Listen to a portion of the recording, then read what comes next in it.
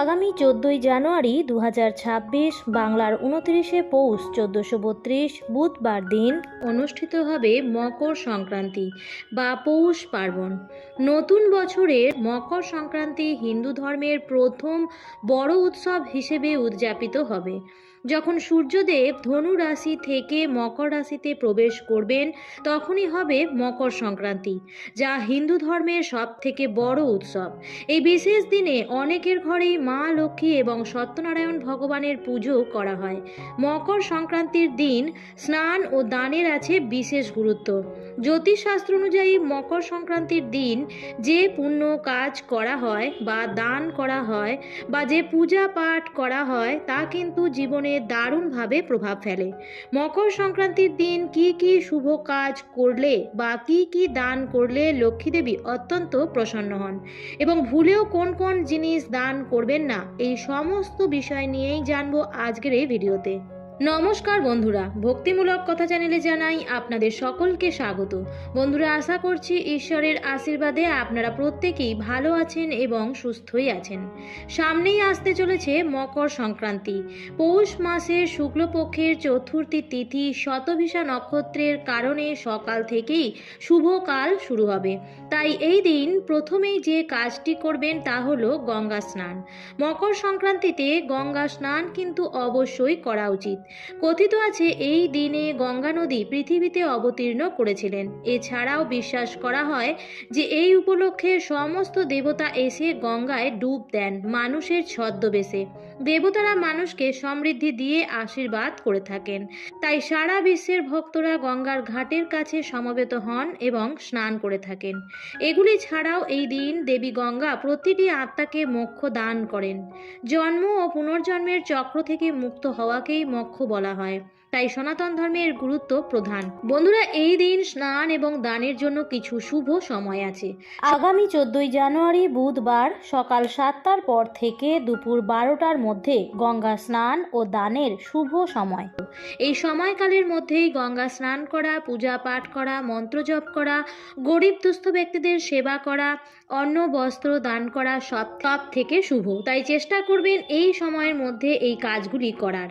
আর বন্ধুরা, যদি এই দিন কোনো পবিত্র নদীতে গিয়ে স্নান করা সম্ভব না হয় বা যদি আশেপাশে কোনো পবিত্র নদী না থাকে তাহলে এই দিন ঘরেই স্নান করে নেবেন এবং স্নানের জলে অতি অবশ্যই সামান্য পরিমাণে কালো তিল মিশিয়ে তবেই স্নান করবেন এবং স্নান করার পরে একটি পরিষ্কার বস্ত্র পরবেন এবং তার উপর গঙ্গার জল ছিটিয়ে নেবেন এবং নিজের মাথাতেও গঙ্গার জল ছিটিয়ে নেবেন।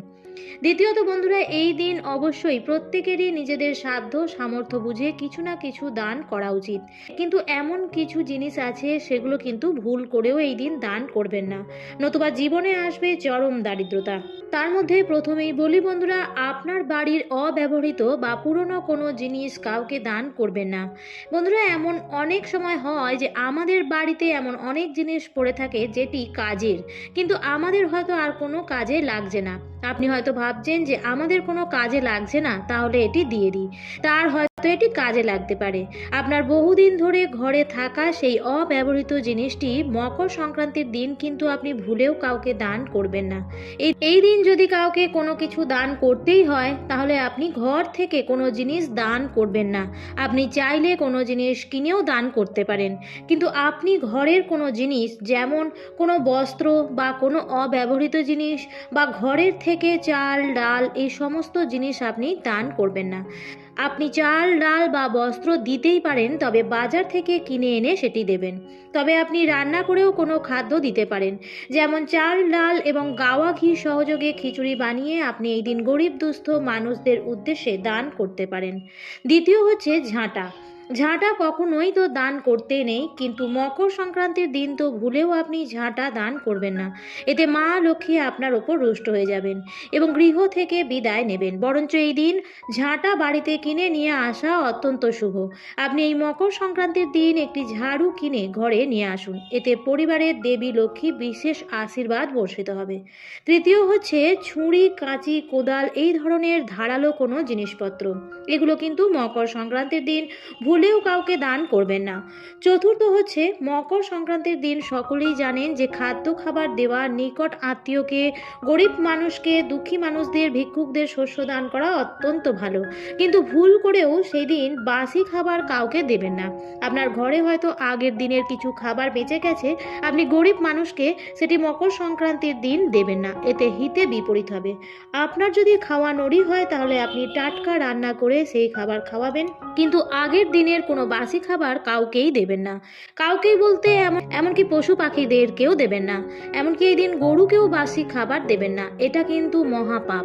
তাই বন্ধুরা, এই দিন আপনারা গরুকে সবুজ ঘাস খাওয়াতে পারেন, হাতে তৈরি করে রুটি খাওয়াতে পারেন, কিন্তু আগের দিনের কোনো বেঁচে যাওয়া খাবার গরুকেও দেবেন না। তাই বন্ধুরা, সাধ্য সামর্থ্য মতো দান করুন, আপনি আপনার সাধ্য মতোই দান করুন, আর যেটুকু দান করবেন আপনার মন থেকে ভক্তিভাব নিয়েই করবেন। আপনি আপনার কোনো লাভের কথা ভেবে দান করবেন না, তাহলে কিন্তু দানের পুণ্য ফল থেকে আপনি বঞ্চিত হবেন। এছাড়াও আপনি মকর সংক্রান্তির দিন পিতৃপুরুষদের উদ্দেশ্যে তিল দান করতে পারেন। এতে করে পূর্বপুরুষরা কিন্তু খুব খুশি হন এবং আপনাদের আশীর্বাদ দিয়ে যান। আপনি এই দিন গুড়ের সঙ্গে তিল, সাদা অথবা কালো, যে কোনো তিলই দান করতে পারেন। এতে সংসারে দারিদ্রতা দূর হয় এবং সমৃদ্ধি লাভ হয়। এছাড়াও এই দিন তিল ও গুড় প্রত্যেকেরই খাওয়া উচিত। এগুলি দান করাও যেমন শুভ, তেমনি এগুলি এই দিন খাওয়াও কিন্তু খুবই শুভ বলে মনে করা হয়।